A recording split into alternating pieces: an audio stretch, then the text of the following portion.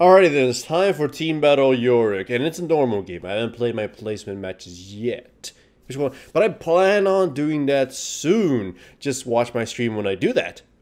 I will have a notification on all the social media sites. Anyways, runes are on masteries. Attack damage red, attack damage quints.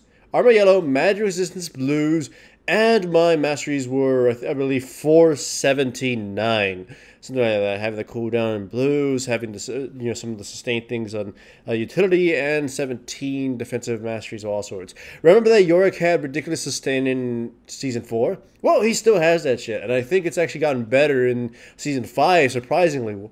Mostly because the animations of the monsters are a lot more clear and they kind of take a longer time, so they kind of act stupid when you just throw a ghoul midway in their animation. So imagine this. Imagine the golem winds up for a fist, and as it's about to hit him, you throw a ghoul. He unwinds his fist and then proceeds to attempt to fist the ghoul. And then you just kind of keep spamming ghouls, and they just kind of don't do anything to you. It's like, holy shit, this worked way better than I thought it would. So right now, Yorick is probably the most sustained motherfucker in terms of health. In terms of mana, it's a different story. You can get a blue buff or you don't get blue items later on. You kind of get fucked. So, hooray for Yorick. By the way, I hope you noticed, since this is a normal game, most people don't give a fuck. This Amumu has teleport. So I decided to kill him because fuck it. I just want to mess around with Yorick. Yorick still has the insane ability to get any camp with relative ease and whatnot.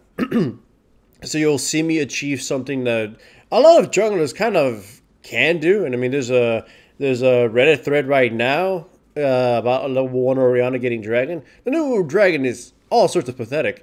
But I mean, still though, it's still worth something. So you might as well get it if you can. By the way, you just saw my teammates get destroyed by a fucking Amumu, and I show up thinking maybe he'll be an easy kill. Turns out he reached level 6 while he killed my 2 friends. So I kind of have to bail to save my own my life, or the undeath that Yorick has.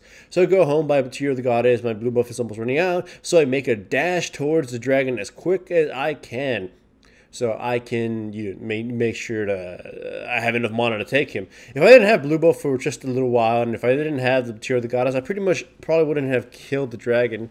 I needed some sort of blue item, so an easy dragon for us.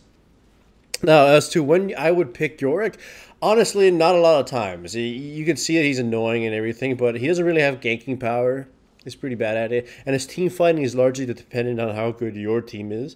So I would only pick him if my team had multiple carries. Like if I had a Vayne down bottom, I had a Riven up top, and maybe like an Ahri mid. Multiple targets which I could ult, so I don't have to always, stick to like a Vayne or something. I can have more targets in the fights and whatever. You'll see this actually become a problem later in the fights, where I have nobody within range that I can ult.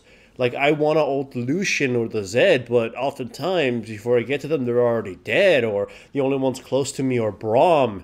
So, if I would pick Yorick if I had multiple players that I trust and could carry.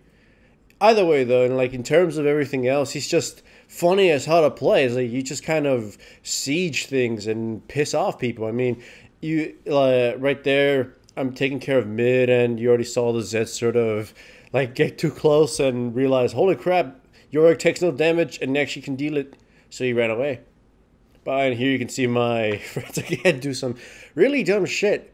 It's a normal game, so when it's a normal game, so they tend to really just not give a fuck, and they do just whatever. Heimerdinger here, he's gonna fucking wreck this Gnar. I mean, the Zed dies, and then the Gnar turns around thinking he can slay the Dong, but he's the one who gets donged. Look, pew pew, dead right there. Though Zed comes in, and Zed almost dies too if it wasn't for that Heart of the Mountain crap that saved his life.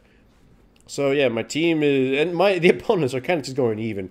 We have an edge right now, mostly. Well, actually, no. I gotta watch this. Just look at this. This is bad manners, like 101.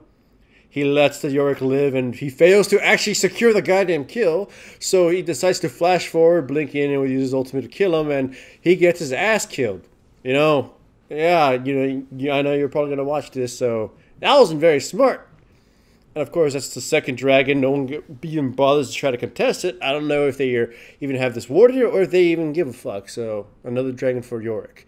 And as you get more and more items, it becomes easier and easier to clear. By the way, I gotta say this.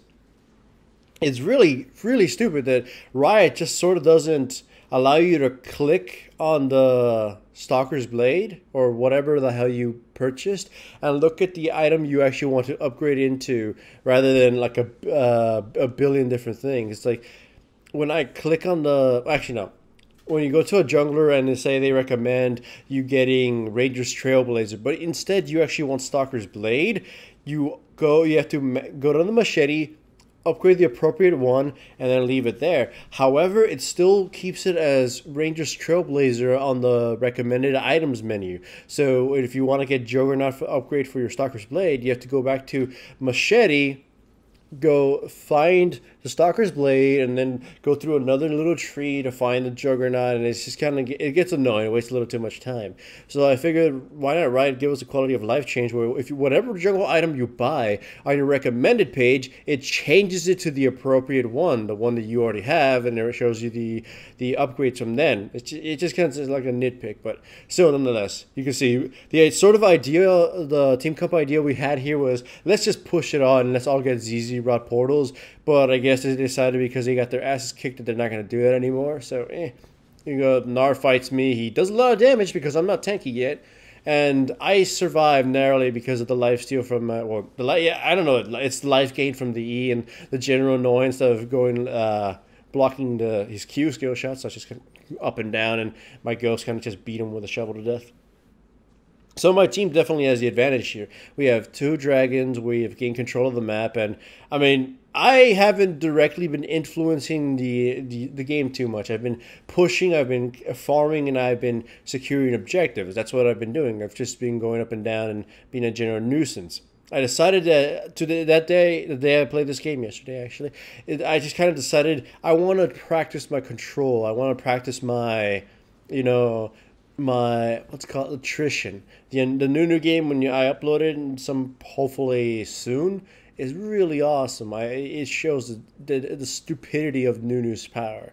And I actually didn't buy poacher stuff because honestly, the item, while thematically it's really cool, it's terrible in practice. Anyways, that's what I meant. I got in range to use the ultimate on the Zed, but he died before I got to use it, so that just kind of sucked.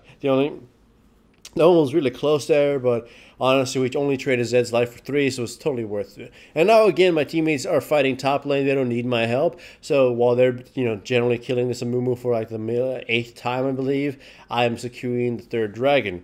This will give us even more pushing power and movement speed. There you go, movement speed boost. And now here is what I mean. I go in, running to the enemy team from the side, slowly, surely. And my team fight breaks out. I want to ult the Lucian, but he ran away from me, and I just decided, you know what? I'll just wait to see if they were going to become a threat again. I almost died, so I used the ultimate on myself and started running amok. I didn't think we would, stick around to fight this for very long because honestly, my teammates were low on resources, but they did, and we just kind of ended up trading even. Lucian, actually no, it looks like we lost 3. We killed 3 and we lost 4, so it's not totally even. Anyway, I ulted myself instead of the Lucian because I thought we were gonna run away and I was gonna die, so I might as well use it on somebody. So the ideal setup for Yorick, like I said, is multiple carries, top, whatever, and having how a Leona is someone who can use CC. I'll mostly use my ultimate on either the guy who hasn't blown his crowd control, like if an Annie died before she got to use her ultimate and stuns, I'll use it on her, or is about to die. I'll use it on her so she can, supply that for the fight. Or of course the Vayne carry of all sorts. Here is just a little back and forth fight. We have a huge disadvantage, but I'm just sort of kiting them around so the minions can help us fight. I know I'm probably going to die, and as soon as I die, I go all hell bent on just, attacking them and murdering them. By the way, here I just completely had forgotten for the longest time to actually buy the upgrade to my jungle item, so I was at low health for the longest time. But you can see my build is nearly entirely blue. Spam stuff, hit stuff with a shovel, and the Murmana upgrade and whatnot. Would I recommend Yorick for ranked? No, I mean I've played him a few times in ranked, and honest to God, I still want him. But I wouldn't play him seriously in ranked because you cannot rely on your teammates too much, and they may not actually pick the best compositions. Like they'll pick a Caitlyn, who I don't think is a really good Yorick target. They'll pick like I don't know, Rumble Top, who is not always the best Yorick target, and then they'll pick something soft mid, like an Oriana. They're just not good targets for Yorick's ultimate, so they make him even weaker. Still, though, when it comes to pre-made fives, I've been known to pick them and succeed. So on pre-made fights, I recommend them. So anyways, hooray for Yorick.